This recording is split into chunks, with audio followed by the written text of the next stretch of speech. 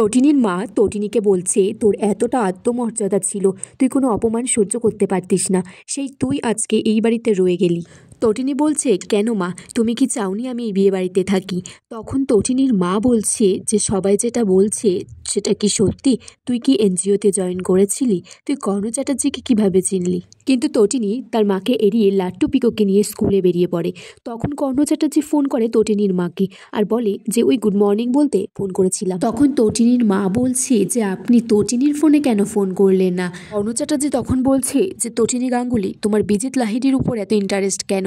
ও Bangkok সিঙ্গাপুরে কি কাজ করে সেটা তুমি কিভাবে জানলে? এদিকে লাট্টু পিকোকে নিয়ে তটিনী স্কুলে যাবে, তখন গাড়িতে উঠলে গাড়ির ড্রাইভার তার দিকে বন্দুক তাক করে আর বলে গাড়ি থেকে নামুন। কিন্তু তটিনী কোনোভাবে তার ব্যাগ দিয়ে আঘাত করে বন্দুক ফেলে তাদেরকে ওখান থেকে সরিয়ে দিয়ে তটিনী কোনোভাবে পাশে থাকা একটা গাড়িতে লাট্টু পিকুকে তুলে দেয় আর সে নিজেও উঠে ড্রাইভিং করে সেখান থেকে চলে যায়। তখন গুন্ডাগুলো কর্ণ চ্যাটার্জিকে ফোন করে জানায়, আমাদের মনে হয় গাড়িটা আগে থেকেই রেডি ছিল তটিনীর জন্য। তখন সেখানে পরশুরাম এসে গুন্ডাদেরকে মেরে দেয়। বলরামকে ফোন করে বলে যে একটা আশ্চর্য ঘটনা, তটিনীকে প্রোটেক্ট করতে করতে একটা গাড়ি যাচ্ছে পিছনে। পরশুরাম বলছে তটিনী কোনো না কোনো একটা র্যাকেটে আছে, সেটা কি ক্রিমিনালদের নাকি?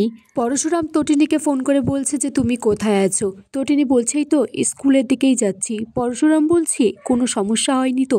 বলছে না। ফোনটা রেখে দিলে তখন পরশুরাম ভাবছে আমাকে মিথ্যে কথা কেন বলল, অনেক প্রশ্ন আছে তটিনী। এদিকে সেই ভাড়াটিয়া ঘরের মেয়েটা তখন শীতলকে ফোন করে জানাচ্ছে যে তটিনী গাঙ্গুলিকে ধরা যায়নি। শীতল তখন বলছে আমি নিজের চোখে দেখতে পাচ্ছি তটিনী গাঙ্গুলির পরিবারের সর্বনাশ। বাপার বলছে কিন্তু তটিনীর পিছনে একজন আছে, সে কেউ নয় পরশুরাম।